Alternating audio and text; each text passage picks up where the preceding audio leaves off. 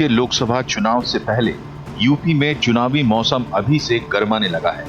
दिल्ली तक पहुंचने के लिए यूपी का सफर करना जरूरी है। इसलिए समाजवादी पार्टी के अध्यक्ष अखिलेश यादव एक बार फिर से रथ पर सवार हो गए हैं। इस बार टारगेट है यूपी की सभी 80 सीटें जीतने का।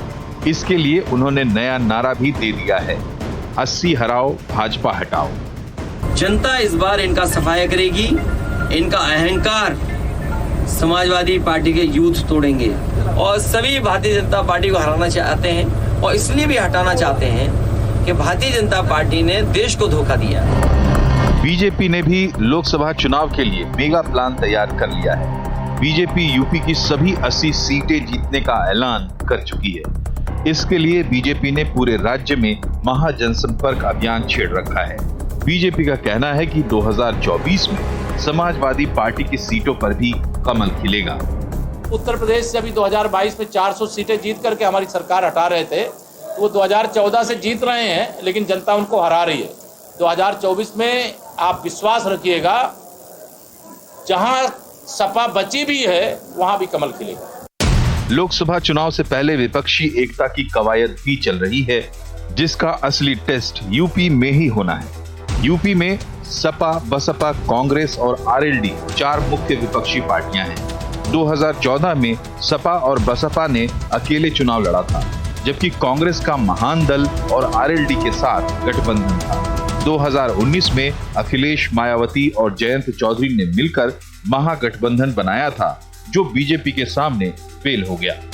चुनाव के बाद अखिलेश और मायावती भी अलग हो गए। मायावती लोकसभा का चुनाव अकेले लड़ने का ऐलान कर चुकी है।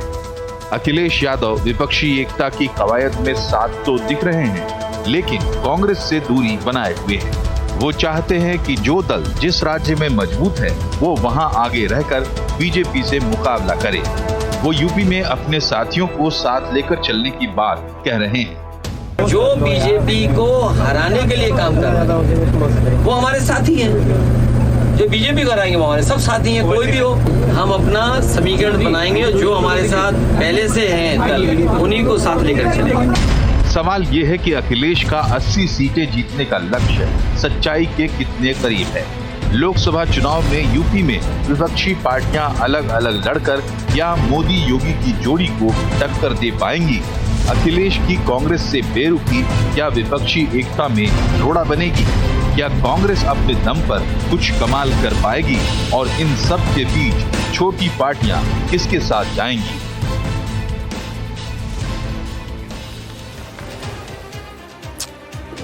कहते हैं कि उत्तर प्रदेश की राजनीति से दिल्ली की राजनीति या कुर्सी तय होती है।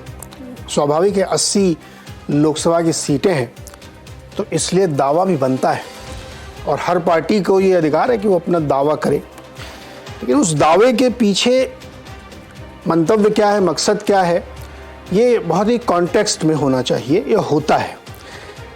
अगर अखिलेश जी ने ये बात साल भर पहले कही होती तो शायद उसका कॉन्टेक्स्ट दूसरा होता। आज कह रहे हैं इसलिए कॉन्टेक्स्ट दूसरा है। तो इसको इसी परिप्रेक्ष्य में समझने की कोशिश करनी चाहिए, क्योंकि उत्तर प्रदेश में जो घमासान होने वाला है 2024 के लिए, उसमें कई सारे स्टेक होल्डर्स हैं और वो सारे स्टेक होल्डर आज की तारीख में अलग अलग दिख रहे हैं। इसलिए शायद ये ज़्यादा संघर्षपूर्ण बड़ी लड़ाई है और इसीलिए दावे भी आपको बड़े बड़े दिख रहे हैं। 80 सीट के दावे किए जा रहे हैं कि 80 हराओ बीजेपी भगाओ। एक बार फिर 80 जीतने के लिए बीजेपी कोशिश करेगी। इसमें कांग्रेस को भूलना नहीं चाहिए, क्योंकि वो हो सकता है कि वो 1 सीट वाली पार्टी है, उसको लोगों ने एकदम गिवन अप कर दिया है, डिस्कार्ड कर दिया है, लेकिन हाल फिलहाल में उनके अंदर एक नई ऊर्जा, नया जोश आया है। इसलिए मैंने कहा था कि कॉन्टेक्स्ट बदलते रहते हैं और उस संदर्भ में नारों, दावों और विश्लेषण को देखना चाहिए। आज इसी को समझने की कोशिश करेंगे। बातचीत करने के लिए हमारे साथ जो मेहमान हैं उनसे आपका मैं परिचय करा देता हूँ। मनीष शुक्ला है भारतीय जनता पार्टी के प्रवक्ता, राजकुमार भाटी समाजवादी पार्टी की ओर से। इसके साथ ही हमारे साथ वरिष्ठ पत्रकार हैं विनोद अग्निहोत्री जी, बहुत ही सीनियर जर्नलिस्ट हैं और उत्तर प्रदेश से ही बिलोंग करते हैं। सतीश प्रकाश जी हमारे साथ हैं, राजनीतिक विश्लेषक भी हैं और थोड़ा सा एक पार्टी से इंक्लिनेशन भी है। और ब्रजेश शुक्ला जी हमारे साथ हैं, उत्तर प्रदेश के बहुत ही सीनियर जर्नलिस्ट। आप सबका बहुत बहुत स्वागत है इस चर्चा में। मैं चर्चा आज विनोद जी से शुरू करना चाहता हूँ। विनोद जी, एकदम सीधा सवाल पूछे तो आप ये मत कहिएगा कि एक पार्टी 80 का दावा नहीं करेगी तो और क्या करेगी, लेकिन समाजवादी पार्टी के इस 80 सीट के दावे में कितना दम है, कॉन्टेक्स्ट में बताइए। देखिए मैं तुलना नहीं कर रहा हूं, लेकिन मैं थोड़ा सा इतिहास बताऊं।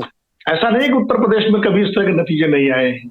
1977 में 85 की 85 सीटें जनता पार्टी ने जीती थी। 1984 में 83 सीटें ये कांग्रेस पार्टी ने जीती थी। 2014 में 73 सीटें भारतीय जनता पार्टी और उसके गठबंधन ने जीती थी, और 2019 में भी लगभग 63-64 सीटें भाजपा के गठबंधन ने जीती। तो इस तरह के नंबर उत्तर प्रदेश में पिछले अगर देखें तो कई कुछ चुनाव में आए हैं, जो कि वैसे बड़ा आश्चर्यजनक लगता है कि अरे कैसे 80 सीटें। लेकिन मैं ये नहीं कह रहा हूँ अखिलेश जी समाजवादी पार्टी 80 सीटें जीती जाएगी, लेकिन मैं ये भी कह रहा हूँ कि इस तरह के नतीजे देश में आते रहे हैं। जैसे दिल्ली में 67 सीटें जीत गई थी आम आदमी पार्टी, भी 63 जीती।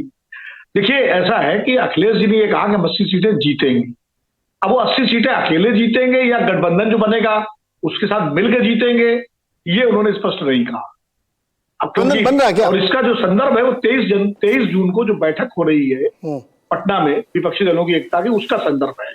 क्योंकि जाहिर है नीरज जी, आप तो अर्थशास्त्र के जानकार हैं आप, और एक बिजनेस चैनल में हैं।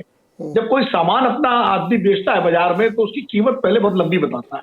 आपको मान लीजिए किसी को मकान बेचना है तो अगर 50 लाख का मकान होगा तो कहेगा 1 करोड़ से कम नहीं लूंगा, 1 नया पैसा कम नहीं लूंगा। तो बाद में जब डील होती है तो 50 पे आ जाए, 60 पे आ जाए। तो अभी सारी पार्टियां 23 जून से पहले अपना अपना खम ठोक रही हैं। अखिलेश जी ने कहा कि हम 80 सीटें जीतेंगे, ममता जी कह रही मैं 1 सीट नहीं दूंगी किसी को। या तो ये दरअसल सौदेबाजी या सियासी लेन देन, सियासी समझौते से पहले की स्टेज है, पहला चरण है कि भाई आदमी अपना दावा करे, उसके बाद जब वहां मिल बैठ के बात होगी टेबल पे, तब कितनी कांग्रेस को देनी है, कितनी नहीं देनी है, या बदले में बाहर लेनी है कुछ और दूसरे राज्यों में, तब ये सब चीजें निकल के आएंगी। 80 सीटें जीतने का दावा अखिलेश जी का वैसे ही है जैसे उन्होंने विधानसभा चुनाव में 400 सीटें जीतने का दावा किया।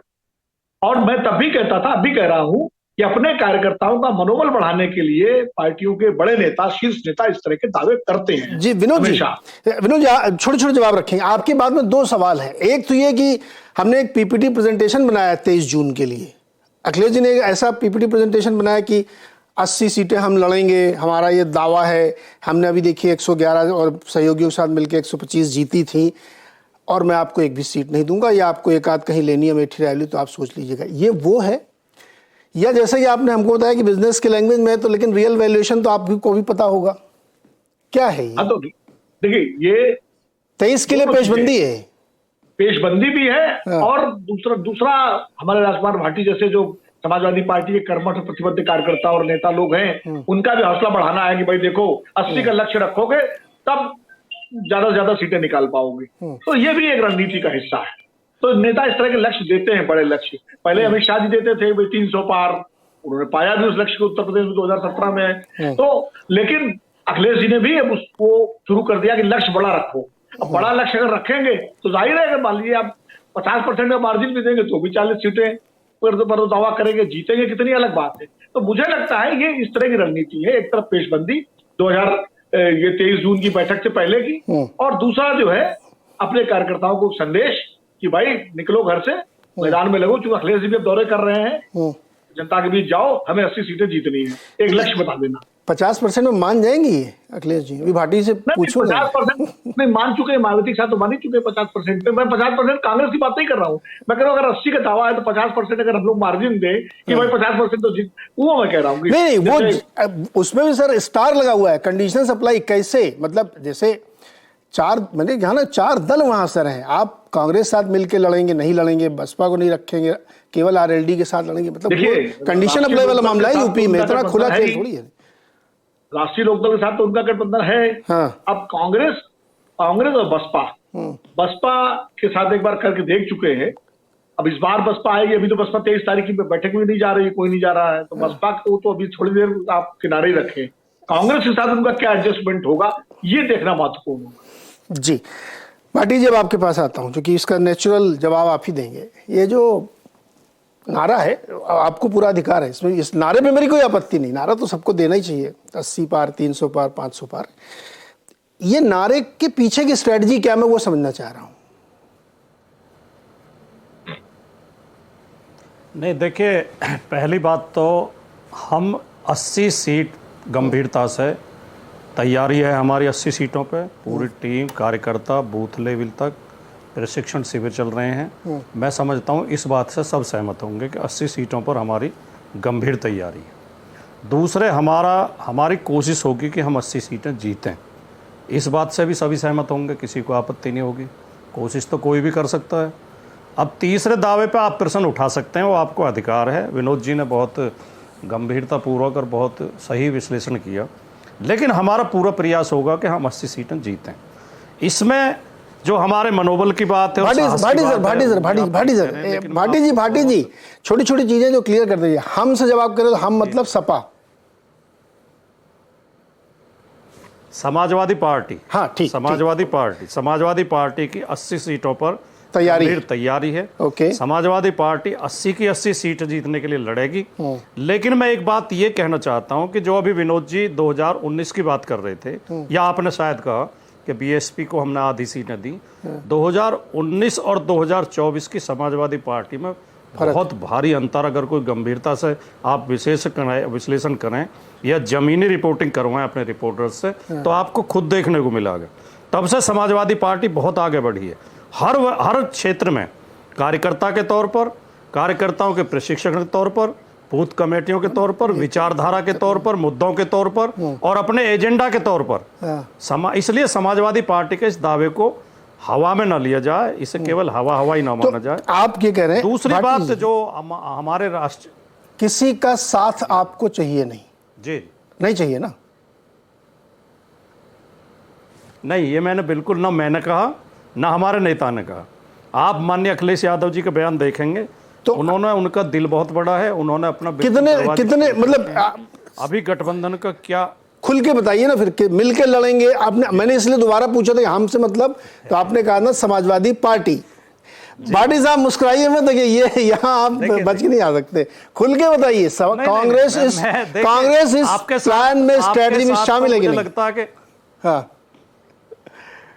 आपके साथ तो मुझे जहां तक याद आता है, मैं शायद पहली बार आपकी डिबेट में बैठ रहा हूं, एक बार और। लेकिन विनोद जी मेरे बारे में जानते हैं कि मैं फर्जी बातें नहीं करता हूं। मैं दिल की आवाज बोलता हूं, जो जिस चीज को मेरा दिल गवाही नहीं देगा, मैं उस सवाल को टाल जाऊंगा, लेकिन झूठ नहीं बोलूंगा। अभी गठबंधन का कोई रूप तैयार हुआ नहीं है। अभी मैं एक प्रवक्ता हूं खाली, मुझे तब पता चलेगा जब हमारे नेता तय कर लेंगे, तब मैं आपके चैनल पर बोल पाऊंगा कि गठबंधन की क्या पोजीशन है। लेकिन क्या होगी, समय क्या आगे, लेकिन रास्ते सारे खुले हुए हैं और यह संभावना ज्यादा है, आपको भी लग रहा होगा, हमें भी लग रहा है कि कोई ना कोई गठबंधन। भाटी साहब आपने देखिए, मुझे आपकी एक बात बहुत अच्छी लगी। भाटी साहब आपकी एक बात बहुत अच्छी लगी मुझे, कि आप झूठ नहीं बोलेंगे, टाल जाएंगे, और आप टाल गए। आप टाल गए, देखिए बहुत प्यार से टाल गए। अग्निहोत्री जी टाल गए ना। मैंने कांग्रेस का नाम लिया तो उन्होंने तुरंत कहा कि अखिलेश जी का दिल बहुत बड़ा, और अखिलेश जी कम से कम 1 दर्जन बार कह चुके हैं कि मैं अकेले लड़ने के लिए सक्षम हूं, लड़ूंगा, 3 सीट भी नहीं दूंगा। नहीं, लेकिन भाटी जी की ईमानदारी काबिल तारीफ है, इसमें कोई दिक्कत नहीं। जो 23 तारीख की बैठक में जा रहे हैं, तो इसलिए भाटी जी भी क्या कह सकते हैं? भाटी जी यही कह सकते हैं जो उन्होंने कहा, वही उनको कहना भी चाहिए। जी। नहीं, उन्होंने पहले कहा कि हमारी तैयारी 80 के लिए है और सपा की तैयारी है। अब ये भी समझिए, राजनीति तो इशारों में बात होती है।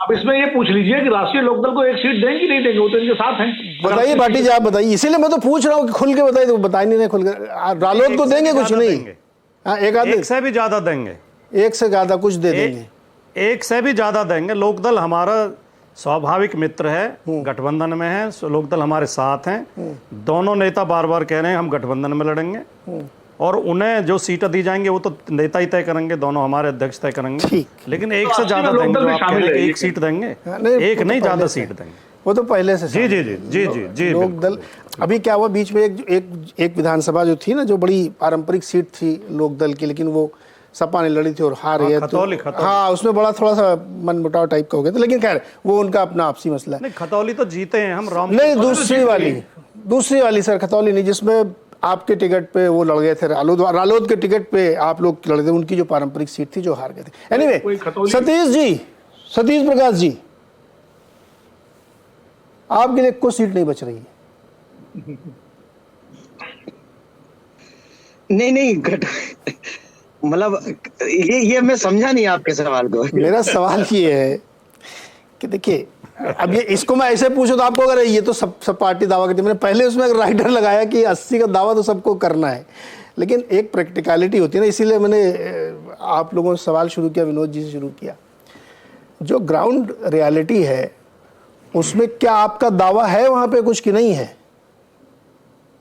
नहीं देखिए नीरज जी, किसी भी राजनीतिक दल को, बहुजन समाज पार्टी एक नेशनल पार्टी है और नेशनल पार्टी उत्तर प्रदेश में 4 बार सरकार भी दी है, ठीक है ना। मैं मानता हूं कि पिछले विधानसभा के जो परिणाम है वो बहुत अनुकूल नहीं है, लेकिन इसका मतलब ये नहीं है कि बहुजन समाज पार्टी चुनाव लड़ना छोड़ दे या चुनाव लड़ने के बारे में बंद कर दे। और ये बहुजन समाज पार्टी की ताकत है, इसमें कहीं कोई दो राय नहीं। जहां तक गठबंधन की बात है, भाटी साहब हमारे बड़े भाई हैं, और गठबंधन जहां तक मुझे मालूम है कि आरएलडी के साथ जो समाजवादी पार्टी का गठबंधन पिछले विधानसभा में था, निकाय चुनाव में शायद वो गठबंधन नहीं था।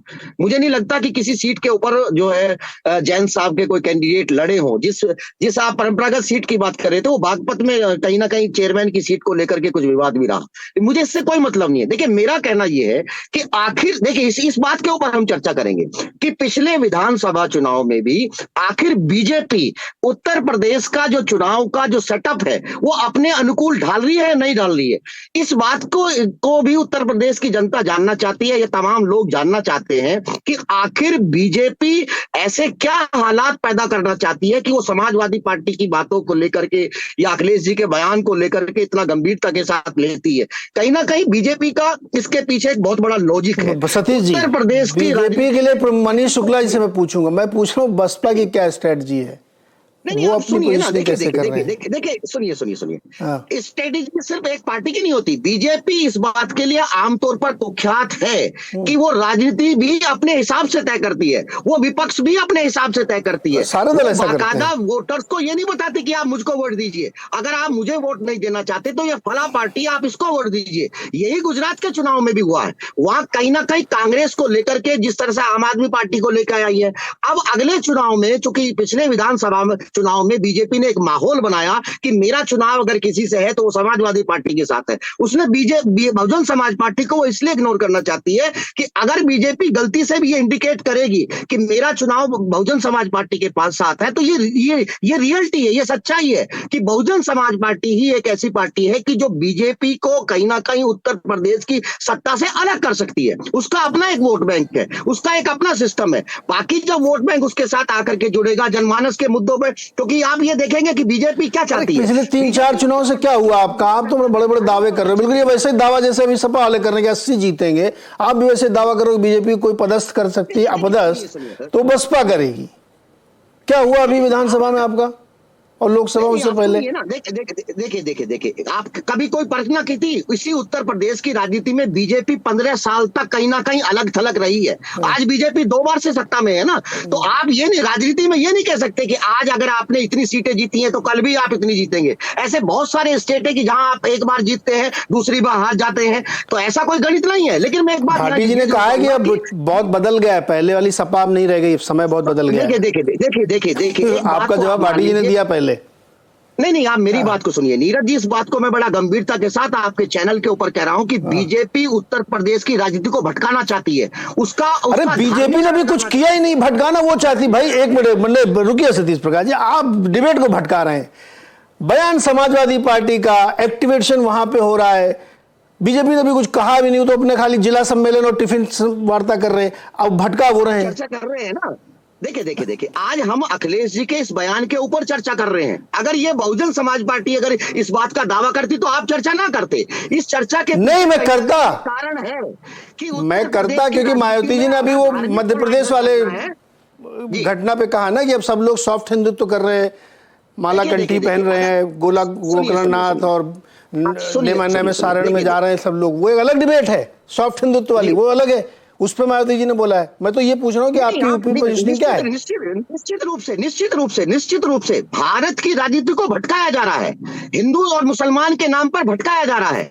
कहीं ना देखिए, भारत एक धर्मनिरपेक्ष राज्य है ना, और किसी भी राजनीतिक दल को आप कहीं ना कहीं धार्मिक बातें क्यों करना चाहते हैं? मेरा मानना यह है कि बीजेपी धार्मिक चर्चा को इसलिए आगे बढ़ाना चाहती है कि उसको लगता है कि अगर वो कहीं ना कहीं समाजवादी पार्टी को आगे करके इलेक्शन जी, मैं अपनी माफी के साथ आप बोलूंगा, आप डिबेट को भटका रहे हैं। आप पता नहीं कहां इधर उधर की एकदम स्ट्रेट सवाल मैंने आपसे पूछा, उसको न बता करके आप दुनिया भर की सारी बातें मुझे बता रहे हैं।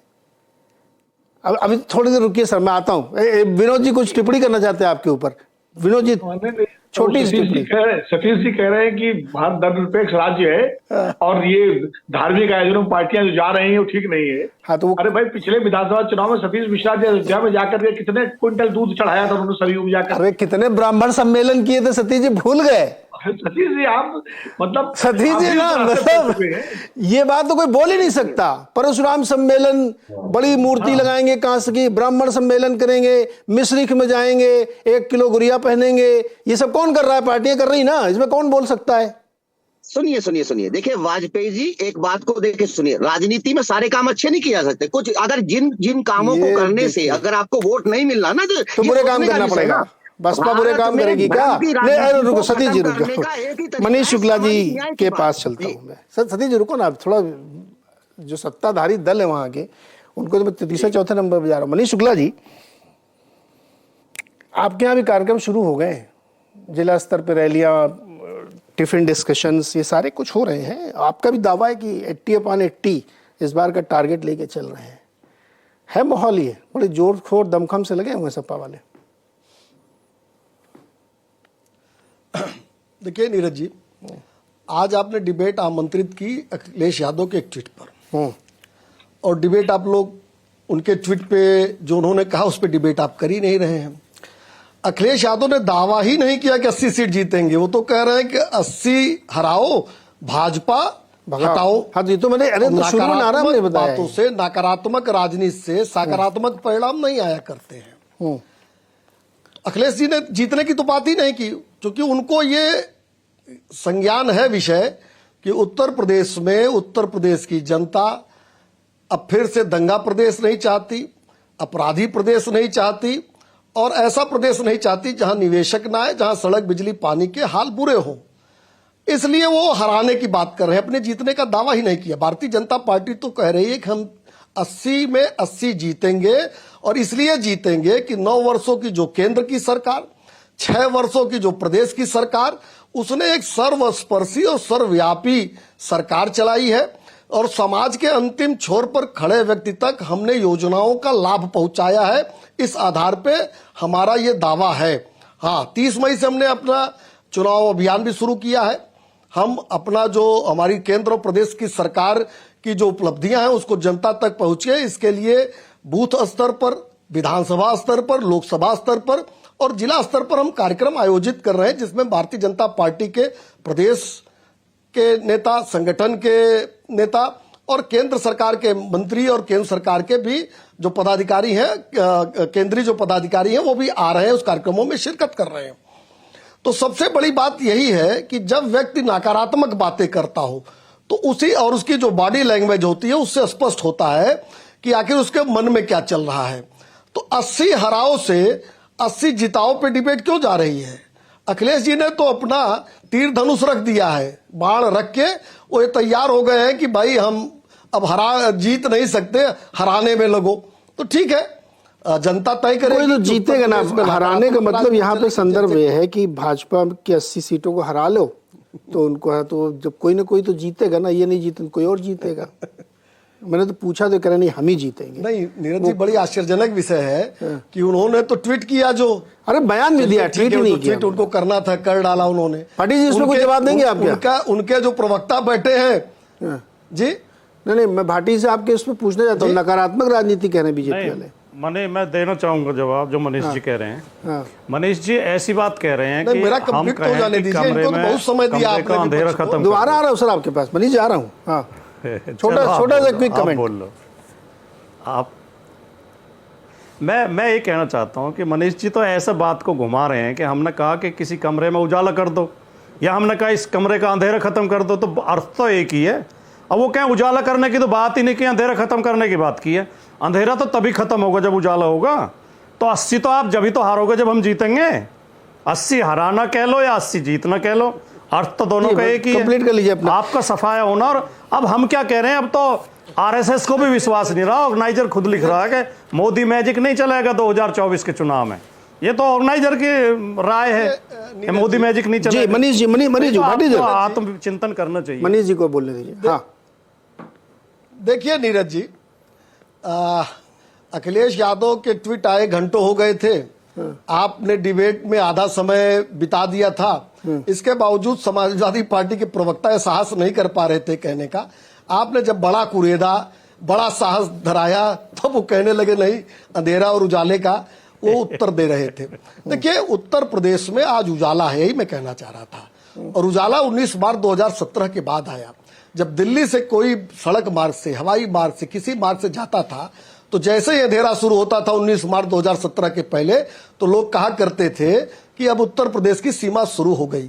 जब किसी भी राज्य से समाचार आता था दंगे होने की, तो लोगों को लगता था उत्तर प्रदेश में हुआ था। आज 6 साल में उत्तर प्रदेश में आदरणीय नरेंद्र मोदी जी के जो आशीर्वाद से और योगी जी के नेतृत्व में जो सरकार चली, उसने आज उत्तर प्रदेश में एक शानदार काम किया है। आज 10 लाख करोड़ का अगर हम लक्ष्य लेकर इन्वेस्टर समिट उत्तर प्रदेश में करते हैं तो 33 लाख करोड़ का MOU साइन होता है। पहले नौकरियां लूटते थे अखिलेश यादव के समय में इनके आयोग, 5 आयोगों के चेयरमैन बर्खास्त करना पड़ा था माननीय उच्च न्यायालय इलाहाबाद को। आज सरकारी नौकरियां पारदर्शी तरीके से नौजवानों को मिल रही है। निवेश होने के नाते से निजी क्षेत्रों में रोजगार का सृजन हो रहा है। जी आता हूं आपके पास। जी ब्रजेश शुक्ला जी, और ब्रजेश शुक्ला जी की बात बड़ी ग्राउंड रिपोर्ट रहती है, बहुत घूमते फिरते रहते हैं। ब्रजेश शुक्ला जी, जो यूपी के समय स्थिति है ग्राउंड पे, वो बताइए हमें क्या है। अब सबके अपने अपने दावे हैं, वो तो होंगे ही और पार्टियों को करना भी चाहिए। आप बताइए क्या चल रहा है, किसका दावा कितना मजबूत दिख रहा है इस समय? देखिए नीरज जी, अब ये जो 80 की बात हो रही है, और पहले भाजपा ने कहा, फिर समाजवादी पार्टी ने कहा, वास्तव में ये लड़ाई अब शुरू हुई है मैदान की। और ये संकेत भेजने का कि साहब कौन लड़ सकता है बीजेपी से, ये आप देखते रहिए, दिन दिन ये लड़ाई तेज होगी। निकाय चुनाव के बाद इसने थोड़ी गति पकड़ी है। गति इसलिए पकड़ी है कि समाजवादी पार्टी, इसमें कोई दो राय नहीं कि समाजवादी पार्टी ही बीजेपी से लड़ी थी, समाजवादी पार्टी ने ही चुनौती बन के उभरी थी, लेकिन जो निकाय चुनाव ने थोड़े समीकरण को गड़बड़ा दिया है। हुआ ये है कि कुछ अन्य दल भी सामने आए हैं इस चुनाव में, और लोकसभा चुनाव के पहले ये सबसे बड़े चुनाव थे उत्तर प्रदेश में। अब हुआ क्या था कि 90% मुस्लिम मतदाता एक साथ समाजवादी पार्टी के साथ गए थे।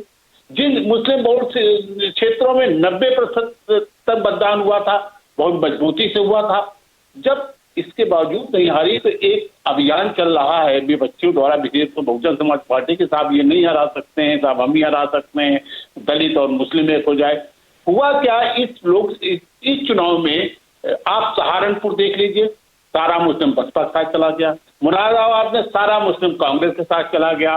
मेरठ में ज्यादा मुस्लिम ओवैसी के साथ चला गया। संभल में यही हालत हुई, अमरोहा में यही हालत हुई। तो समाजवादी पार्टी के मजबूत है, वो बीजेपी से लड़े, लेकिन ये संकेत भेजना बहुत जरूरी था समाजवादी पार्टी के लिए कि साहब मैं लड़ाई लड़ूंगा, मेरी उसमें लड़ाई होगी, केवल बीजेपी को हम हरा सकते हैं। ये लड़ाई अब शुरू हुई है। यहाँ पर समाजवादी पार्टी के सामने चुनौतियां भी हैं। कारण क्या है? चुनौती का सबसे बड़ा प्रमुख कारण यह है कि इनको अब अपना वोट भी संभालना है, अपना वोट भी बढ़ाना है। ये वोट नहीं बढ़ाते हैं तो बीजेपी को नहीं हरा सकते ये, इसलिए ये चुनौती बढ़ती जा रही है। आप देखे होंगे गोला गोकरण नाग से नैमिषारण्य तक ये जो अभियान था, ये अभियान उसी का हिस्सा था। अब ये मैं समझता हूँ ये एक प्रयोग मानस का था, उसमें निकाय चुनाव के परिणाम आए। अब ये एक नया प्रयोग है, इसके परिणाम अब उसके पहले नहीं देखने को मिलेंगे, लोकसभा चुनाव में ही देखने को मिलेंगे। तो ये कुल मिलाकर के समाजवादी पार्टी के सामने चुनौती बड़ी है।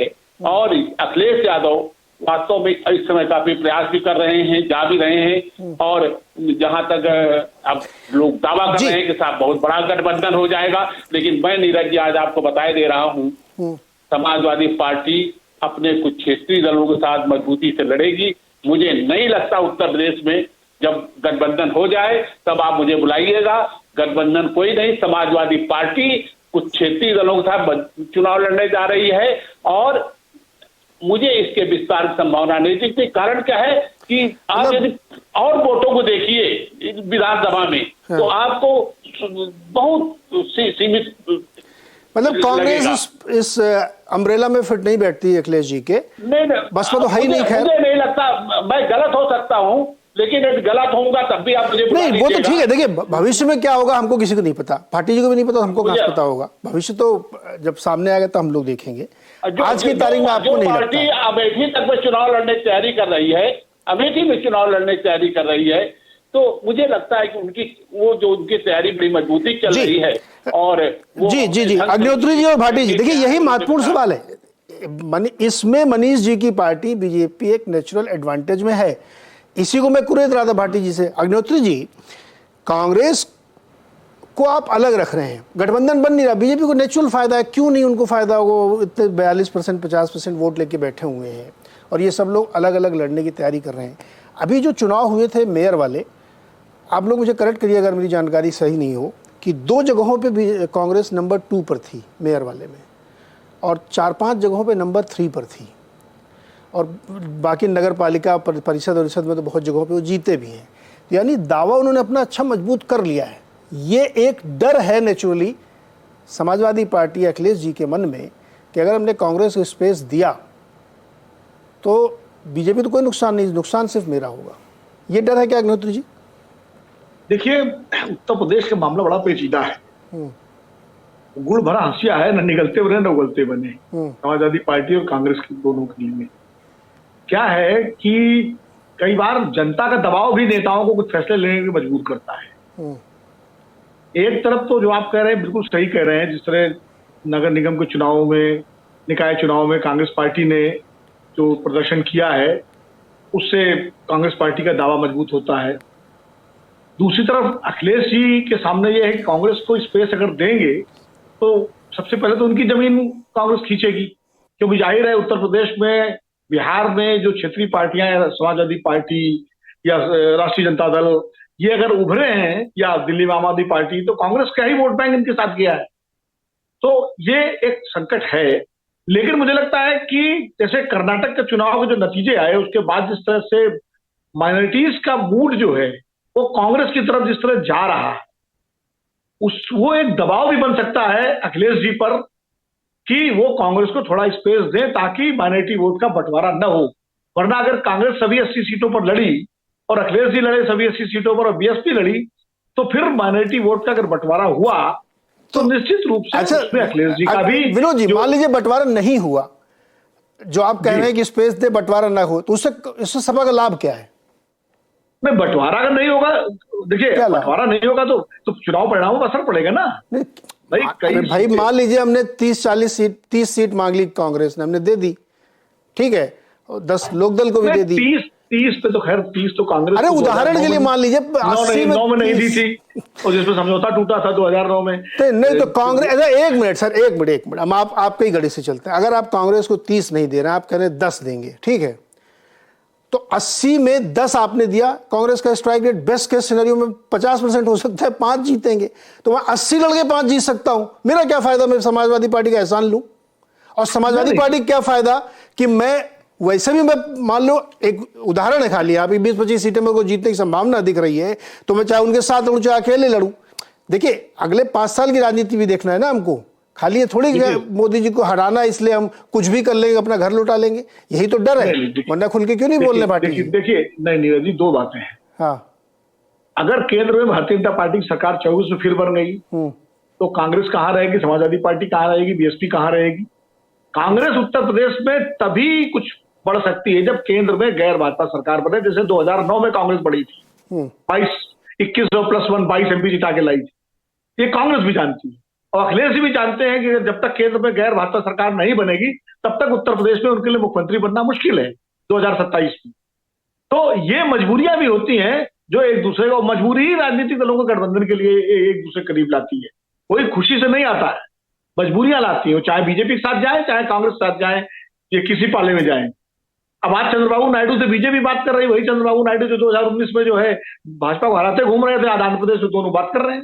संकट है वहां, तो समझ में नहीं आ रहा कि वाईएसआर कहाँ जाएगी, और दोनों करीब हैं वहां, तो आंध्र में और बुरी संकट की स्थिति। वाईएसआर के करीब खाली लोकसभा में समर्थन लेने के लिए, राज्यसभा लोकसभा में, लेकिन जो गठबंधन की बात चल रही है चंद्रबाबू के साथ चल रही है, अकाली दल के साथ फिर शुरू हो गई जिनके साथ, तो वो बीजेपी की, अब विनोद जी, बीजेपी को अपनी स्ट्रेटजी दबाव है वो एक दूसरे के करीब लाता है, दूर करता है। नहीं, वो दबाव, आपकी बात बिल्कुल सही, दबाव में ही पॉलिटिक्स में बहुत सारे फैसले होते हैं। नीरज जी, एक लाइन और मैं बोलूंगा कि दिक्कत क्या है, समाजवादी पार्टी और कांग्रेस के गठबंधन की, जबरदस्ती सहमत होंगे कि दोनों का वोट, जो कोर वोट है, मैं उसकी बात कर रहा हूँ, वो एक दूसरे को ट्रांसफर में, माइनॉरिटी वोट तो मिल जाता है, लेकिन कांग्रेस का जो थोड़ा बहुत अपर कास्ट वोट है वो सपा को नहीं मिलता, और सपा का जो ओबीसी वोट है वो कांग्रेस को नहीं मिलता। तो सर यही बात, तो फायदा भी बीजेपी को मिल जाता है। मैं यही तो मैं कह रहा हूँ सर, 2017 में वोट देखिए, ये तो सपा बसपा में भी ट्रांसफर हुआ था पाटिल जी। 2019 में आपने भारी नुकसान उठाया था बसपा के साथ गठबंधन करके। नहीं, बसपा को फायदा मिला, वही तो मैं कह रहा हूँ, बसपा को फायदा हुआ,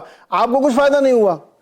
तो यही एक दिक्कत, यही एक संकट, एक डर है आपके सामने कि मुस्लिम वोट एकीकरण के नाम पर आप मिल जाएं, पता लगा उनका तो फायदा हो गया, आपको कोई फायदा नहीं हुआ। ये डर है क्या, इसलिए आप लोग बच रहे हैं थोड़ा, पाटिल साहब? नहीं, सवाल केवल मुस्लिम वोट का नहीं है, सवाल उत्तर प्रदेश के आम जनमानस का है, जिसमें ओबीसी भी है, एससी एसटी भी है, जो धर्मनिरपेक्ष ताकतें हैं और जो सामाजिक न्याय की ताकतें हैं, जिनके साथ सामाजिक विषमता का दंश जिन्होंने झेला है, जिनके साथ अन्याय होता है जाति के आधार पर। जैसा कि अभी उत्तर प्रदेश हाईकोर्ट का फैसला आया था पीछे, 69,000 शिक्षक भर्ती में ओबीसी की 18,000 सीटें हड़प ली भारतीय जनता पार्टी की सरकार ने। ये 30 वर्गों के बीच में है, उसमें खाली अकेले मुसलमान का सवाल नहीं है, हर वर्ग भारतीय जनता पार्टी की नीतियों की वजह से दुखी है। और जो आप अभी चर्चा कर रहे थे, जिस पर बहुत बहस हुई है कि दावे किस किस के दावा मजबूत है और किस किस तरफ वोट जाएगा, किसकी तरफ झुकाव होगा, ये तो 2022 के विधानसभा चुनाव में ये टॉपिक तो हल हो चुका। 2022 का जब चुनाव हुआ तो तब तक लोगों में असमंजस था कि बीजेपी का मुकाबला एसपी करेगी या बीएसपी करेगी, लेकिन 2022 में जिस तरह से समाजवादी पार्टी गठबंधन 125 सीट जीत के आया और बीएसपी 1 सीट तक सिमट गई, उसमें तय हो गया कि उत्तर प्रदेश में समाजवादी पार्टी ही है जो भारतीय जनता पार्टी का मुकाबला कर सकती है और कर रही है। उसके बाद सड़क पर जितना समाजवादी पार्टी के कार्यकर्ता ही दिखाई दिए होंगे आपको, और कोई पार्टी तो सड़क पर दिखाई दी नहीं है। बीएसपी तो खाली ट्वीट तक बहन जी सीमित रहती हैं, और वो ट्वीट भी ज्यादातर भाटी साहब बीजेपी के समर्थन में होते हैं। भाटी साहब, आप हमको लगता है गलती से बीएसपी का नाम ले रहे हैं, आपको कांग्रेस का नाम वहां लेना चाहिए। आप जो इशारे में कहना चाह रहे हैं, सतीश जी मुस्कुरा रहे, मेरे पर क्यों बिल फाड़ रहे हैं आप, ये कांग्रेस को सुना रहे हैं। एक मिनट मनीष जी, कांग्रेस तो देखिए, कांग्रेस तो खुद समझ रही है कि उत्तर प्रदेश में नहीं समझ गया। अभी आपने जो कहा वो कांग्रेस को आप सुना रहे थे, ये 1 सीट मिली है, उनको भी 1 ही मिली थी। दो मिली है, 2। अरे सर, अब वो चलो उस विश्लेषण में नहीं जाते, जो 2 लोग जीते वो अपनी निजी प्रतिष्ठा पे जीते, विनोद जी जानते हैं, वो कांग्रेस के टिकट पे नहीं जीता या बसपा के टिकट पे, दोनों सीटें वैसी। कैसे जीते क्या जीते वो तो अलग बात। जी मनीष जी एक महत्वपूर्ण सवाल आपके लिए है, क्या ये आप लोग भी अब दोबारा से रीच आउट कर रहे हैं, वो जो एक सुबसपा करके पार्टी है ना, जो पीला झंडा वाली, वो लोग भी आपके तरफ आने के लिए उत्सुक है? पहले पिछली बार सपा की तरफ चले गए थे, और छोटे छोटे दल आपकी तरफ आने के लिए, चूंकि आपको भी तो 80 का टारगेट 80/80 करना है इस बार, तो आप लोग रीच आउट कर रहे हैं ये इधर की सब सारी गतिविधियां देखते हुए? देखिए नीरज जी, अभी राजकुमार जी बता रहे थे कि ओबीसी एससी और तमाम इक्वेशन बता रहे थे, आपने कहा सवाल बहुत अच्छा है, उसी में वो जवाब भी आ जाएगा। देखिए, जब अखिलेश यादव उत्तर प्रदेश के मुख्यमंत्री थे, उनका ट्रैक रिकॉर्ड देखिए 2012 से 17 के बीच, तो सबसे ज्यादा दलित उत्पीड़न की घटनाएं उनके दौरान हुई है। 2022 में सुभाषपा अखिलेश यादव के साथ थी, और तमाम पूर्वांचल की सीटों पर जो जीत मिली है, आज हो सकता है ये नकार दें, क्योंकि अगर आप 2019 और 17 के परिणामों का विश्लेषण करेंगे तो स्पष्ट हो जाएगा कि वहां दरअसल समाजवादी पार्टी नहीं जीती, वो गठबंधन जीता था। लेकिन चूंकि एक अहंकार इन लोगों के मन में होता है, 2-4 जिलों की एक जात विशेष का ही काम हो और उन्हीं का विकास हो, इसके लिए प्रतिबद्धता समाजवादी पार्टी के मन में रहती है। इसलिए तमाम ओबीसी, अदर बैकवर्ड्स की वो जातियां लगातार इनको छोड़ 2017, 19 और 22 में छोड़ी, और यही कारण है कि आज सुभाषपा अखिलेश यादव से दूर जा रही है। अब हमारे साथ आएगी या नहीं आएगी, तो देखिए चैनल पर बैठ के मैं इस बात को इसलिए नहीं कह सकता कि वो काम मनीष शुक्ला या प्रवक्ता का नहीं होता, वो पार्टी तय करती है। और निश्चित रूप से 80 की 80 सीट जीते, केंद्र में एक मजबूत सरकार बने, इसके लिए वो हर वो आवश्यक कदम पार्टी उठाएगी जो इस जीत में सहायक होगी। लेकिन अखिलेश यादव का जो ट्रैक रिकॉर्ड है, मैं जरूर इस बात को कहूंगा, अभी तक तो मैंने सारी सकारात्मक बातें कही कि हम क्यों जीतेंगे, लेकिन समाजवादी पार्टी, अखिलेश यादव जब से राष्ट्रीय अध्यक्ष हुए समाजवादी पार्टी के, तब से अगर उनका ट्रैक रिकॉर्ड उठाएंगे तो 2014, 17, 19, 22 सभी प्रकार के प्रयोग समाजवादी पार्टी कर चुकी। कांग्रेस से गठबंधन, बसपा से गठबंधन, और 22 में तो सपा सुहेल देव राजभर की पार्टी से, आरएलडी से और महान दल के साथ गठबंधन में चुनाव लड़ी। नतीजा सबके सामने है। तो निश्चित रूप से अखिलेश यादव के नेतृत्व में 4 विधानसभा और लोकसभा का मिलाकर 2 स्थानीय निकाय के चुनाव, कोऑपरेटिव के चुनाव, पंचायत के चुनाव हार रही है। इसका विश्लेषण अभी आत्मचिंतन की जो नसीहत दे रहे थे भाटी जी, तो हमको लगता है ज्यादा जरूरत इनको होगी उस आत्मचिंतन की। कारण क्या है कि अखिलेश जी जब मुख्यमंत्री थे तो उन्होंने जिस प्रकार का व्यवहार ओबीसी, एससी जातियों के साथ किया था, और जिस तरीके से केवल 1-2-4 जिलों में सिमट कर रह गई थी उनकी योजनाएं, उनके काम, उनके जो लाभ हैं, उससे आज उत्तर प्रदेश की जनता अभी तक वाकिफ है और इनके झांसे में आने वाली नहीं है। जी, एक छोटा सा मुझे ब्रेक लेना है। ब्रेक के बाद सतीश जी और ब्रजेश जी के पास चलते हैं, ये बात समझने के लिए थोड़ा और ग्राउंड पे किस तरह के इक्वेशन बन रहे हैं जाति के हिसाब से और सर्ज के हिसाब से, क्योंकि कई बार क्या अक्सर ऐसा होता है चुनाव ना माहौल पे पलट जाते हैं, बहुत बार होता है। कई बार इश्यूज अलग अलग रीजन के अलग अलग होते हैं। अब गरमाना शुरू हो गई है, 24 का माहौल बनना शुरू हो गया है। अपने अपने सारे जो दल हैं वहाँ के, वो अपने अपने प्लान्स धीरे धीरे अनवील कर रहे हैं। किसका दावा कितना मजबूत है उसी पे हम लोग बातचीत कर रहे थे। ब्रजेश शुक्ला और सतीश जी के पास चलते हैं। ब्रजेश जी, ग्राउंड पे परिस्थितियाँ कुछ बदली हैं क्या इस नई सिचुएशन में? क्योंकि अगर सारे दल अलग अलग लड़ रहे हैं, जो कि अभी तक दिख रहा है, तो बीजेपी का जो दावा है वो काफी हद तक फिर उसी तरफ जाएगा जिस तरफ वो चाहते हैं।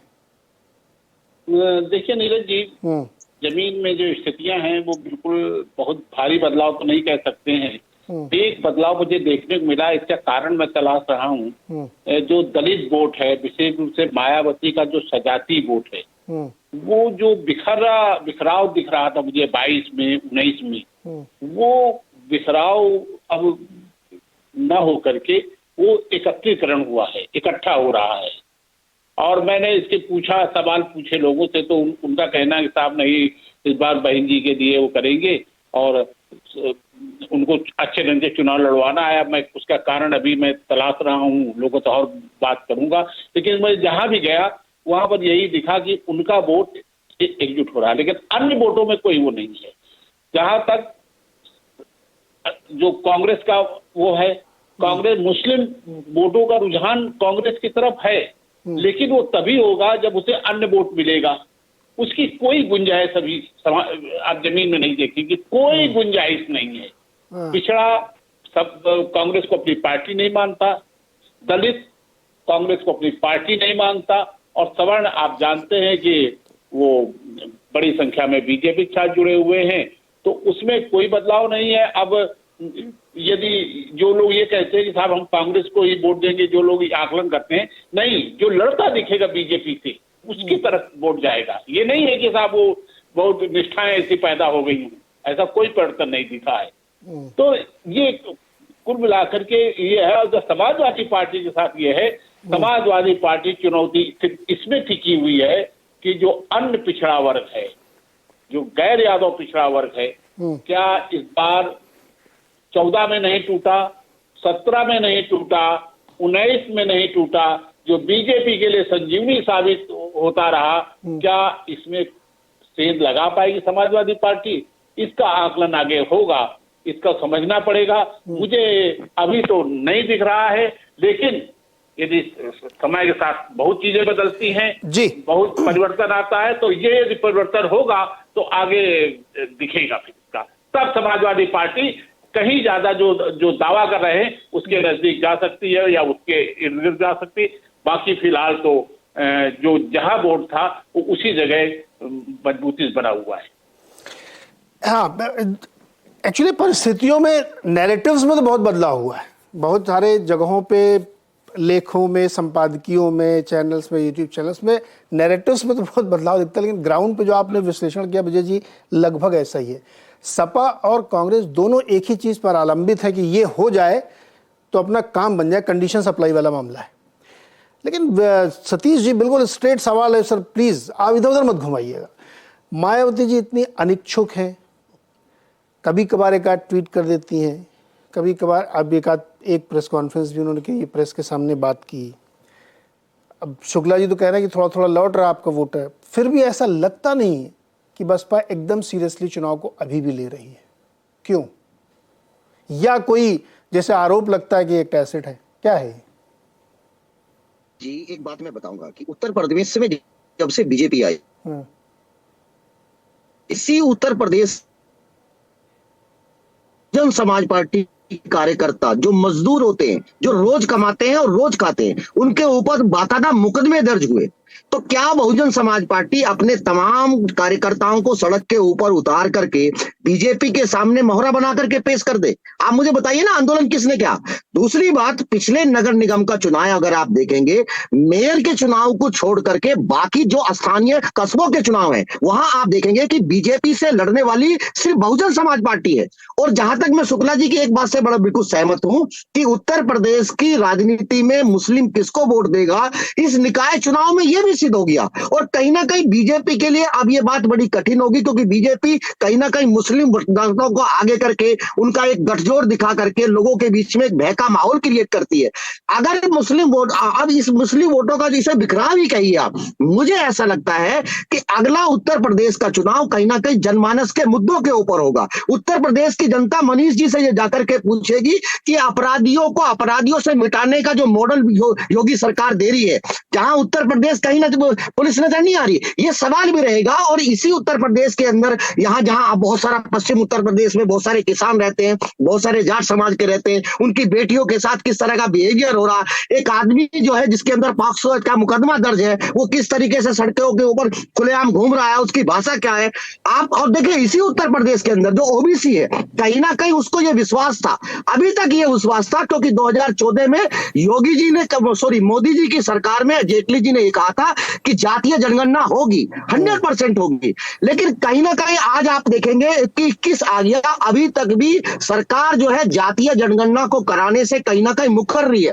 और अभी आप देखेंगे पिछले विधानसभा के चुनाव में तमाम देश के अंदर एक नया मुद्दा बना है कि जहां पेंशन योजना, पुरानी पेंशन योजना बहाली को लेकर के उत्तर प्रदेश में भी ये बहुत बड़ा मुद्दा है। तो कहीं ना कहीं आंतरिक विकास का मुद्दा क्यों नहीं पूछेंगे? आप देखिए ना, आपने हाईवे बना दिए, लेकिन जो आंतरिक विकास का आप मुद्दा देखेंगे, तमाम उत्तर प्रदेश की सड़कें, तमाम उसके पार, कहीं कहाँ है विकास? कहीं विकास दिखाई नहीं दे रहा ना। आप कहीं ना कहीं फाइलों के अंदर विकास दिखा रहे हैं। आप लखनऊ के अंदर बैठ करके चर्चा करते हैं कि इतने रुपए का इन्वेस्टमेंट हो गया।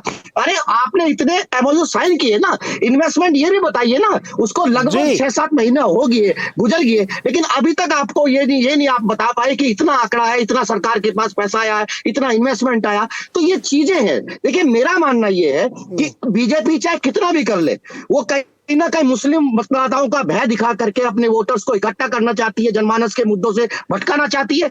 और नीरज जी, एक छोटी सी बात कहूंगा कि देखिए ये बिल्कुल गंभीरता से सोचना चाहिए कि आज की बीजेपी कल की कांग्रेस है, और जब कल कांग्रेस सत्ता में आएगी तो ये बीजेपी के तमाम लोग कहीं ना कहीं कांग्रेस के अंदर चला जाएंगे।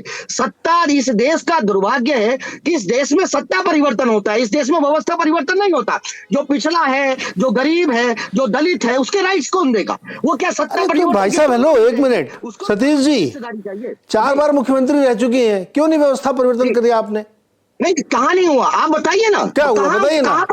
तो कंप्लेंट किस बात की, फिर व्यवस्था परिवर्तन हो चुका तो कंप्लेंट किस बात की? हो गया ना व्यवस्था परिवर्तन, कर दिया आपने। देखिए मनीष जी ने एक बात कही, समाजवादी पार्टी के ऊपर एक आरोप लगाया। 2018 से लेकर के 2022 के बीच में इस देश में 2,82,000 दलित उत्पीड़न के मामले हैं और उत्तर प्रदेश पहले नंबर पे है, 52,000 भाई मामले। साहब यही तो कह रहा हूं ना कि कमरे में, एसी कमरे में बैठ के चद्दर तान के सोने से और 2-4 ट्वीट कर देने से आंदोलन थोड़ी होता। व्यवस्था परिवर्तन के लिए पसीना बहाना पड़ता है। सतीश जी, नीरज जी कौन बहा रहा है पसीना? पहले ही बताया। क्या बताया पहले? पार्टी का कार्यकर्ता गरीब है, रोज अरे फिर वही बात, इससे पहले जब सरकार में आता तब अमीर थोड़ी था, तब भी वो ऐसा करता। ये सब बातें तो ना कहने सुनने वाली। आप प्रोफेसर आदमी, आप मुझसे ज्यादा जान रहे हैं, फिर भी आप मतलब उस बात को कह रहे। शुक्ला जी कुछ इशारा करते, जोड़े जाते क्या कुछ ब्रजेश जी आप? नहीं, मैं ये बताना चाहता था कि ठीक है बसपा व्यवस्था परिवर्तन नहीं हुआ, लेकिन जब 5 साल के लिए 5 साल के लिए मायावती शासन में आई थी, तब मैं कुछ नियुक्तियों की बात बताता हूँ। सफाई कर्मचारी नियुक्त हुए, जो लोग जिंदगी भर वो काम करते रहे, क्या उनकी पूरी नियुक्तियां नहीं हो सकती थी?